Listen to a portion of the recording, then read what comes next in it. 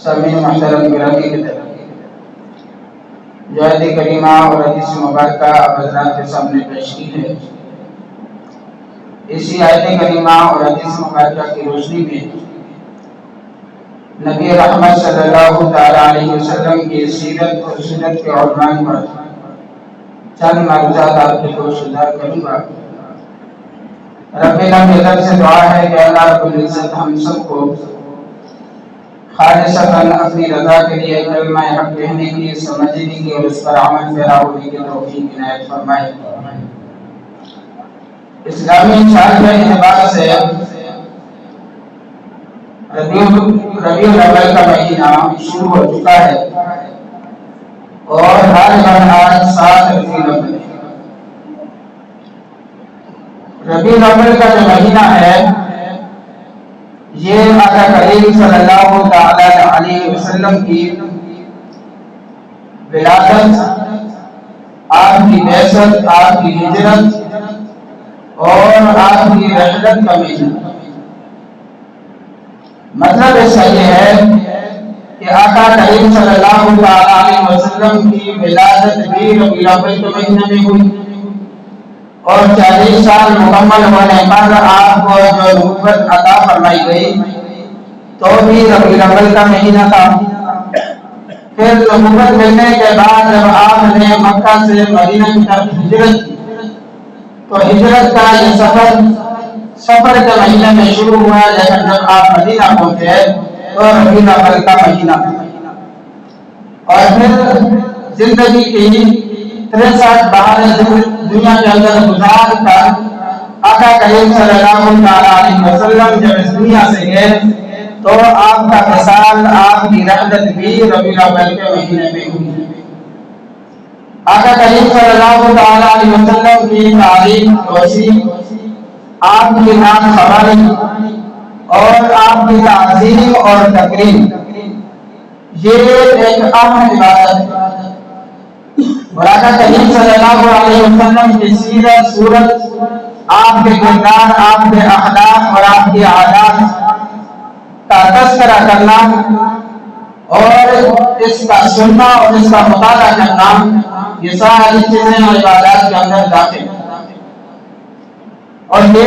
دین اسلام کا ایک اہم فریضہ ہے جس کو آقا کریم صلی اللہ علیہ وسلم کے غلام آج زمانے میں زندہ کرتے ہیں۔ مشہور محقق علامہ ابن تیمیہ رحمۃ اللہ علیہ اپنی کتاب آثار المسلول کے اندر لکھتے ہیں کہ آقا کریم علیہ السلام کی تعلیم، توسیع، آپ کی تعظیم اور تکریم، آپ کی نعت خواری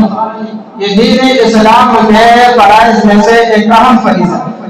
اور جس نے اس کو زندہ کیا گویا کہ اس نے دین کو زندہ کر دیا اور جس سے یہ فریضہ ثابت ہو گیا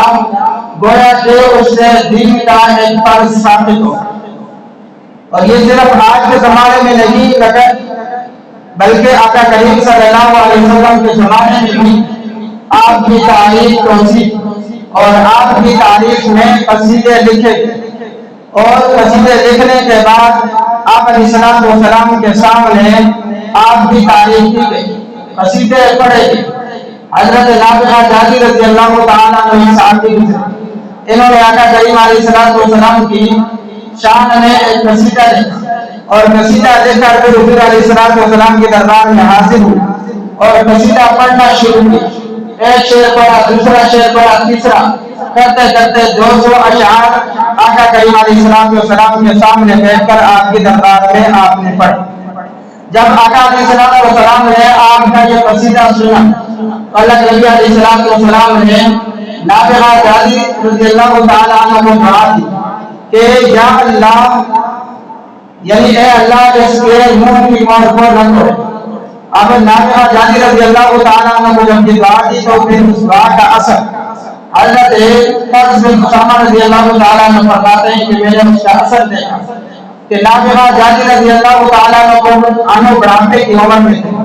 تو بڑھاپے کی عمر میں ان کے دانت ایسے چمک رہے تھے جس طرح کے اوریلا چمکتا ہے۔ حضور علیہ السلام کی دعا کا اثر اور حضرت نابغہ بن رضی اللہ تعالیٰ عنہ حضور علیہ السلام کی شان میں ایک مشہور قصیدہ لکھا جس کا نام ہے بان السؤال، اور پھر آقا کریم علیہ السلام کی دربار میں یہ قصیدہ پڑھا بھی گیا۔ آقا علیہ السلام نے خوش ہو کر صدر میں آپ رضی اللہ تعالیٰ عنہ کو ایک چادر عنایت فرمائی۔ تو قرآن کریم کے اندر خود اللہ رب العزت فرماتے ہیں لقد کان لکم فی رسول اللہ اسوۃ حسنہ، کہ تمہارے لیے نبی علیہ السلام کی زندگی اسوہ حسنہ۔ اب یہاں پر دو چیزیں سمجھنے کی ہے، ایک سیرت ہے اور ایک ولادت۔ سیرت اپنائی جاتی ہے اور ولادت اپنائی نہیں جاتی، اور دنیا میں سیرت کے منکر ہیں، آپ علیہ السلام کے مشن کے منکر ہیں، لیکن دنیا میں کوئی شخص ولادت کا منکر آپ کو نظر نہیں آتا۔ مسلمان تو مسلمان ہے، دنیا میں جو کافر لوگ ہیں وہ بھی آقا کریم علیہ السلام کی ولادت کا منکر نہیں۔ ولادت کا مطلب یہ ہے کہ آقا کریم علیہ السلام اس دنیا میں تشریف لائے۔ ساری دنیا اس بات کا اقرار کرتی ہے کہ آقا کریم علیہ السلام دنیا کے اندر تشریف لائے، اور دنیا میں زندگی گزارنے کے بعد پھر مقررہ وقت پر اس دنیا سے چلے۔ اور سیرت کو اپنایا جاتا ہے، ولادت کو اپنایا نہیں جا سکتا۔ مثال کے طور پر ایک بندہ یہ کہتا ہے کہ میں یہ چاہتا ہوں کہ میرے جو بال ہیں، میری جو زلفیں ہیں، آقا کریم علیہ السلام کی زلفوں کی طرح۔ اب اس آدمی کے لیے کتابیں موجود ہیں، احادیث کے اندر حضور علیہ السلام کی زلفوں کا تذکرہ موجود ہے۔ حضور علیہ السلام نے زلفیں کس طرح رکھی اور کہاں تک رکھی، پھر حضور علیہ السلام نے مانگ کس طرح نکالی، اور حضور علیہ السلام نے کس موقع پر کس انداز سے کنگھی کی، یہ ساری چیزیں کتابوں کے اندر موجود ہیں۔ اب یہ سیرت ہے، اس کو اپنایا جا سکتا۔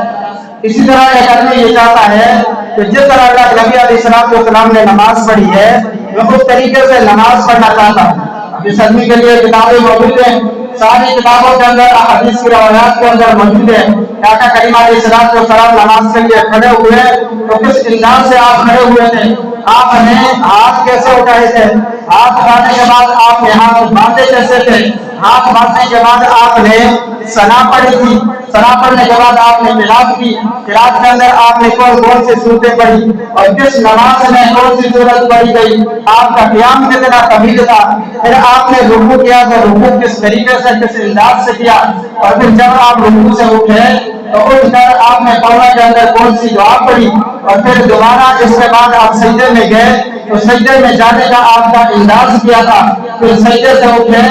دو سجدوں کے درمیان بیٹھ کر آقا کریم علیہ السلام نے کون سی دعا پڑھی ہے، اور پھر دوسری رکعت کے لیے آپ اٹھے تو آپ نے اٹھنے کا انداز کیا تھا، کیا آپ ہاتھ لگا کر ہاتھوں کا سہارا لے کر اٹھے تھے یا پاؤں کے پنجے پر کھڑے ہوتے تھے، پھر دوسری رکعت آپ نے مکمل کی تو کس انداز سے مکمل کی، یہ ساری چیزیں ہمارے پاس موجود ہیں۔ اور یہ آقا کریم علیہ السلام کی سیرت کا ایک موجہ سمجھے کہ دنیا کے اندر بڑے انبیاء والے بہت سارے آئے، لیکن کسی نبی کی سیرت مکمل طور پر محفوظ نہیں ہے۔ آج عیسائی دنیا کے اندر بڑی تعداد کے اندر موجود ہے، لیکن عیسائی جس نبی کی پیروی کرتے ہیں حضرت عیسیٰ علیہ السلام کی، حضرت عیسیٰ علیہ السلام کی پوری سیرت ان کے پاس موجود نہیں کہ حضرت عیسیٰ علیہ السلام پیدا ہوئے، کہاں پیدا ہوئے، آپ نے پرورش کیسے پائی، کس کے پاس پائی، اور آپ کو حکومت کب ملی، کیسے ملی، پھر آپ نے دعوت کس انداز سے لوگوں کو دی، اور دعوت کی راہ کے اندر کتنی مشکلات آئی۔ عیسائی دعوت تو کرتے ہیں اور تعداد کے اندر بھی موجود ہے، بڑی تعداد کے اندر،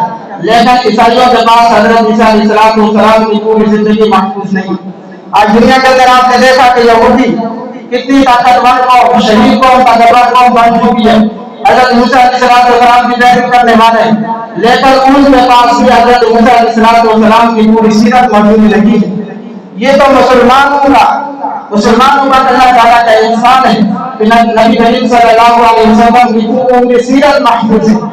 اور پوری سیرت کے انداز سے محفوظ ہے کہ آپ پیدا ہوئے تو کہاں پیدا ہوئے، اور پھر مصنفین نے اور سیرت نگاروں نے، محققین نے، محدثین نے، علماء نے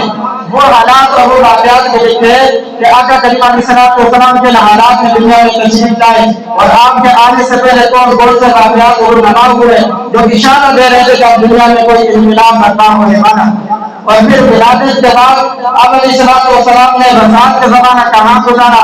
آپ نے کس کا دودھ پیا، اور آپ کے رضاعی بھائی کون ہیں، یہ ساری چیزیں ہمارے پاس محفوظ ہیں۔ اور پھر اس سے آگے جا کر آپ علیہ السلام نے جب تجارت کے اندر قدم رکھا تو آپ نے تجارت کیسے کی، تجارت کے بعد آپ نے جب شادیاں کی تو شادیاں کتنی کی، اور پھر عورتوں کے ساتھ آپ نے نکاح کیا، اور پھر آقا کریم علیہ السلام نے مکہ میں دعوت کا آغاز کیسے کیا، اور پھر مرتبہ لوگوں کو دعوت کے لیے جمع کیا، اور اس وقت آقا علیہ السلام نے لوگوں سے کیا ارشاد فرمایا کہ ساری چیزیں میرے اور آپ کے لیے موجود ہیں، ہم اور آپ پڑھیں ان چیزوں کو۔ اور آج افسوس کے ساتھ یہ بات کہی جا سکتی ہے، افسوس کے ساتھ کہنا پڑتا ہے کہ آقا کریم علیہ السلام کی سیرت پر مطالعہ کرنے والے مسلمان بہت کم۔ اگر اسی مجمع میں سوال کروں اتنا بڑا مجمع تو شاید علماء کے علاوہ چند ہی کوئی خوش قسمت مجھے جواب دے کہ میں نے آقا کریم علیہ السلام کی سیرت کا مطالعہ کیا۔ قرآن پاک میں اللہ تعالیٰ فرماتے ہیں لقد کان لکم فی رسول اللہ اسوۃ حسنہ، تمہارے لیے نبی صلی اللہ علیہ وسلم کی زندگی اسوہ حسنہ، تمہارے لیے نمونہ۔ یعنی خود سوچے کہ ہماری زندگی میں کتنے ربیع الاول ہے، لیکن ہم نے ربیع الاول کو بھی ایک جشن کا ذریعہ سمجھا ہے کہ روایتی طور پر ربیع الاول آتا ہے، ہم سمجھتے ہیں کہ ربیع الاول ایک جلسے کے اندر شرکت کر لیں گے، ہم خوشی ایک منا دیں گے، گھر پر ایک جھنڈا لگا دیں گے، یہی ربیع الاول کا مقصد۔ حالانکہ ربیع الاول کا مقصد یہ نہیں ہے۔ ربیع الاول ہمیں ایک پیغام دے رہا کہ ہم آقا کریم صلی اللہ علیہ وسلم کی سیرت کو پڑھیں۔ اب زندگی کے اندر کتنے ربیع الاول ہے، لیکن ہم روایتی طور پر مناتے ہوئے کبھی ہم نے سیرت کی طرف توجہ نہیں۔ یہی وجہ ہے کہ آج ہماری زندگی کے اندر تبدیلی نہیں آتی۔ اور افسوس اس بات کا جو میں کہہ رہا تھا کہ غیر مسلم حضور علیہ السلام کی سیرت کو پڑھتے، آپ کتاب اٹھائیں دیکھیں محققین نے کتنے لوگوں کا تذکرہ کیا جو مسلمان نہیں تھے، لیکن انہوں نے آقا کریم صلی اللہ علیہ وسلم کی سیرت کو پڑھا، اور اتنا پڑھا کہ انہوں نے پھر خود حضور علیہ السلام کی سیرت پر کتابیں لکھی۔ اب جو افراد مراحل سے گزرے ہیں، آپ سوچیں کہ ایک مضمون لکھنے کے لیے انسان کو کتنا مطالعہ کرنا پڑتا ہے۔ اگر میں مسجد لکھ رہا ہوں مسجد پر، تو مسجد کے بارے میں مجھے کتنی تحقیق کرنی پڑتی ہے، یہ مسجد کب بنی، کیسے بنی، جامعہ کب بنی، کتنے حالات اور کتنے مراحل سے گزری، مجھے اس ساری چیزوں کے بارے میں پہلے مطالعہ کرنا پڑے، پھر میں ایک صفحے کا مضمون بڑی مشکل سے لکھ سکوں۔ اگر غیر مسلم ہے لادو لہو برشاد، اب یہ ہندو ہے، اس ہندو نے آقا کریم علیہ السلام کی سیرت پر کتاب لکھی، اس کتاب کا نام تھا عرب کا چاند۔ یعنی اتنی بڑی کتاب ایک ہندو نے حضور علیہ السلام کی سیرت پر لکھی۔ اب جب اتنی بڑی کتاب لکھی ہے تو ظاہر بات ہے اس سے پہلے انہوں نے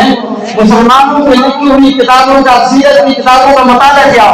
اور مطالعہ کرنے کے بعد وہ اس قابل بنا اور اس نے حضور علیہ السلام کی سیرت پر کتاب لکھی۔ اب اس کی کتاب تو لکھی، لیکن یہ میرے لیے اور آپ کے لیے عبرت ہے کہ غیر مسلم ہندو ہے، حضور علیہ السلام کا کلمہ پڑھنے والا نہیں، ماننے والا نہیں ہے، لیکن حضور علیہ السلام کی سیرت پر اتنی بڑی کتاب لکھنا، یہ تو ایک ہم نے تذکرہ کی۔ آپ تحقیق کریں، دیکھیں تاریخ کے اندر آپ کو بہت سارے لوگ ملیں گے جو غیر مسلم ہیں لیکن آقا کریم علیہ السلام کی سیرت کا مطالعہ کرتے ہیں، پھر ہمیں افسوس ہوتا ہے، ہمیں افسوس کے ساتھ کہنا پڑتا ہے، ہمیں اپنی حالت پر افسوس کرنا چاہیے کہ ہم ہیں مسلمان، ہم آقا کریم علیہ السلام کی امت میں داخل ہیں، فخر بھی کرتے ہیں، لیکن اس کے باوجود ہم نے سیرت کو کتنا پڑھا، یہ سوال مجھ سے ہے۔ ہر ایک آدمی اپنے جواب میں جان کر اپنے ضمیر سے اپنے من سے اس کا جواب طلب ہے۔ تو آقا کریم علیہ السلام کی سیرت بڑی عام چیز ہے۔ اب سیرت سے کیا ہوتا ہے؟ سیرت سے صاحب سیرت کی عقیدت اور محبت دل کے اندر پیدا ہوتی ہے۔ آپ کسی کتاب کا مطالعہ کریں، دنیا کے اندر جو جرنیل گزرے، جو فاتح گزرے، جنگجو قسم کے لوگ گزرے، آپ کسی ایک کی کتاب اٹھائیں، کتاب اٹھانے کے بعد اس کا مطالعہ کریں، مطالعہ کرنے کے بعد ہی مطالعے کے دوران آپ کو پتہ چل جائے گا کہ میری حالت بدل رہی ہے۔ کوئی فاتح دنیا کے اندر گزرا ہے تو پھر انسان کے دل کے اندر بہادری پیدا ہوتی ہے، ایسے جذبات پیدا ہوتے ہیں، انسان کہتا ہے کہ میری علاقوں کو پتہ کر، میں لوگوں کے ساتھ مقابلہ کر۔ ادھر آقا کریم علیہ السلام کی سیرت پڑھی، اب سیرت کے پڑھنے سے آقا علیہ السلام کی محبت اور عقیدت دل کے اندر پیدا ہو، اور عقیدت اور محبت ہی اتباع کا جذبہ دل کے اندر پیدا کرتی ہے، اور یہی مقصود ہے۔ قل ان کنتم تحبون اللہ فاتبعونی، قرآن کریم اللہ تعالیٰ فرماتے ہیں کہ اگر کہہ دیں کہ جو لوگ چاہتے ہیں کہ اللہ تم سے محبت کرے، فاتبعونی، پیغمبر کہہ دیجیے کہ پھر میری اتباع کرو۔ اب اتباع کے لیے حضور علیہ السلام کی سیرت کا مطالعہ ضروری ہے، اور موجودہ زمانے کے اندر، موجودہ دور کے اندر ہر ایک آدمی کے پاس موبائل ہے۔ یعنی پہلے تو اردو زبان کے اندر سیرت پر لکھی جانے والی بے شمار کتابیں بڑی کتاب ہے سیرت النبی، علامہ شبلی غمانی کی ہے، سیرت مصطفیٰ علامہ ادریس کندیلوی رحمۃ اللہ علیہ کی ہے۔ اس کے علاوہ چھوٹی کتاب ہے سیرت النبی قدم قدم، اور اس کے علاوہ جن لوگوں کے پاس موبائل ہے اس موبائل کو خیر کا ذریعہ بنے، یعنی موبائل کے اندر یہ آپ سیرت النبی کے عنوان پر کوئی ایک کتاب ڈاؤن لوڈ کر دیں اور روزانہ کے اعتبار سے 2 صفحے مطالعہ کرنا شروع کر دیں۔ 2 صفحے آپ روزانہ کے اعتبار سے مطالعہ کریں گے تو جس طرح 2 نفل پڑھنا ثواب ہے، جس طرح تلاوت کرنا ثواب ہے، جس طرح سبحان اللہ کہنا ثواب ہے، ذکر کرنا ثواب ہے، اسی طرح جتنی دیر آپ سیرت النبی کا مطالعہ کریں گے کہ وقت آپ کا عبادت کے اندر گزرے۔ اور پھر آقا علیہ الصلوۃ والسلام کی سیرت کا مختصر خلاصہ کہ آقا کریم صلی اللہ علیہ وسلم مکہ میں پیدا ہوئے۔ مکہ میں پیدا ہونے کے بعد آپ نے رضاعت کا جو زمانہ ہے جس میں بچہ دودھ بھی پیتا ہے، رضاعت کا زمانہ بنو نجار میں حلیمہ سعدیہ کے پاس گزارا، اور پھر 4 سال کی عمر میں یا 2 سال کی عمر میں شب صدر کا واقعہ پیش آیا کہ آقا کریم علیہ الصلوۃ والسلام کے سینہ مبارک کو چاک کیا گیا، فرشتے آئے تھے، سونے کی تاج لے کر آئے تھے، آپ زمزم سے دھویا گیا اور دھونے کے بعد نور بھر کر سینہ مبارک کو دوبارہ بند کر دیا۔ یہ 4 سال یا 2 سال کی عمر میں یہ واقعہ پیش آیا۔ اس کے بعد 6 سال کی عمر کو جب آپ پہنچے تو آپ کی والدہ والدہ حضرت عامرہ کا انتقال ہو گیا۔ والدہ کے انتقال کے بعد آپ اپنے دادا عبد المطلب کی کفالت کے اندر آنے کے بعد یعنی 2 سال آپ کے دادا عبد المطلب نے آپ کی کفالت کی، اور 8 سال کی عمر کو پہنچے تو آپ کے دادا عبد المطلب کا بھی انتقال ہو گیا۔ دادا عبد المطلب کے انتقال کے بعد آپ اپنے دادا ابو طالب کی کفالت میں آئے، اور ابو طالب کی کفالت میں آنے کے بعد 12 سال کی عمر میں آپ نے پہلا سفر شام کی طرف کیا اپنے دادا کے ساتھ تجارت کی بس سے۔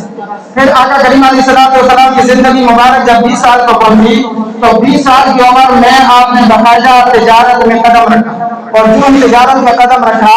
تو آپ کی صداقت دیانت کی وجہ سے اور راست گوئی کی وجہ سے، خوش فہمی اور خوش اخلاقی کی وجہ سے تجارت کے اندر آپ کو ایک بڑی شہرت ملی، اور پھر یہی شہرت حضرت خدیجہ کبریٰ رضی اللہ تعالیٰ عنہا کے ساتھ نکاح کا ذریعہ اور سبب ہے۔ جب 25 سال کو آپ کی عمر ہوئی تو آپ نے پہلا نکاح سیدہ خدیجہ کبریٰ رضی اللہ تعالیٰ عنہا کے ساتھ کیا۔ پھر اس کے بعد جب 40 سال آپ کی زندگی مکمل ہوئی، 40 سال بعد، تو 40 سال میں آپ کو نبوت سے سرفراز فرمایا گیا۔ ان 40 سال میں آپ کو نبوت ملی۔ نبوت ملنے کے بعد آپ کی زندگی کے 2 مرحلے، ایک مکی زندگی اور دوسری مدنی زندگی۔ مکہ کے اندر آپ نے جو ابتدائی 13 سال گزارے، اس 13 سالہ زندگی کو مکی زندگی کہا جاتا ہے، اور اس زندگی کے اندر بڑے مراحل، بڑی مشکلات اور بڑے حوادث کا آپ کو سامنا کرنا پڑا۔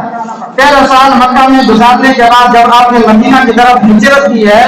ہجرت کرنے کے بعد 10 سال آپ کی زندگی ہے۔ اب اس 10 سال کی زندگی میں آپ نے 27 غزوات کرے، اور 27 غزوات کرنے کے ساتھ ساتھ یعنی غزوہ کا مطلب یہ ہوتا ہے کہ بذات خود جنگ میں شریک ہوئے اور بذات خود آپ نے جنگ لڑی، اور اس کے علاوہ 56 یا 57 کے قریب سرایہ یعنی لشکر تیار کر کے آقا علیہ السلام نے بھیجا، اور پھر اسی 10 سالہ زندگی کے اندر آپ نے دنیا کے مختلف بادشاہوں کے نام یعنی دعوت حضور بھیجے، اور پھر آنے والے قاصدین سے آپ نے ملاقات بھی کی، اور مسجد میں بیٹھ کر اللہ کا جو حق ہے یعنی اللہ تعالیٰ کے احکامات کو حضور کو نافذ کیا، اور گھر کے اندر اس کے علاوہ پھر آپ نے حضرت خدیجہ کے بعد باقی 10 یا 11 عورتوں کے ساتھ آپ نے نکاح بھی فرمایا۔ یہ آقا کریم علیہ الصلوۃ والسلام کی زندگی کی مختصر ایک جھلک ہے۔ اب ان ساری چیزوں کو ہم نے غور سے پڑھنا ہے۔ ربیع الاول کا پیغام یہ ہے کہ ہم آقا کریم علیہ الصلوۃ والسلام کی سیرت کو پڑھیں، صرف ایک بیان پر اکتفا نہ کریں۔ ہم نے کل قیامت کے دن آقا علیہ الصلوۃ والسلام کی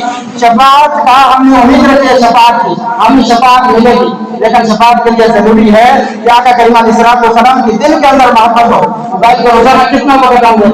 آپ خود سے میرے پاس موبائل ہے، آپ کے پاس موبائل ہے، موبائل پر ہم کتنا وقت صرف کرتے ہیں؟ فیسبک کے اندر، واٹس ایپ کے اندر ہم کتنا وقت لگاتے ہیں؟ اب وہ موبائل کے اندر ہم جو کچھ دیکھتے ہیں وہ اپنی جگہ پر، لیکن اس موبائل کو خیر کے ذریعہ بنے۔ اسی موبائل پر آپ سیرت النبی کتاب ڈاؤن لوڈ کریں، اور ڈاؤن لوڈ کرنے کے بعد روزانہ کے اعتبار سے 10 منٹ آپ سیرت کو دیں۔ جب آپ سیرت کو پڑھیں گے اور اچھے طریقے سے پڑھیں گے، غور سے پڑھیں گے، اخلاص کے ساتھ پڑھیں گے، تو آپ کے دل کے اندر آقا کریم علیہ الصلوۃ والسلام کی محبت اور عقیدت پیدا ہو، اور یہی عقیدت اور محبت آپ کو اتباع پر مجبور کرے، پھر آقا کریم علیہ الصلوۃ والسلام کی اتباع کرنا ہمارے لیے آسان ہو گئے۔ ربیع الاول کی جو گزشتہ پیغام ہے، پہلا پیغام کہ سیرت کا مطالعہ کریں،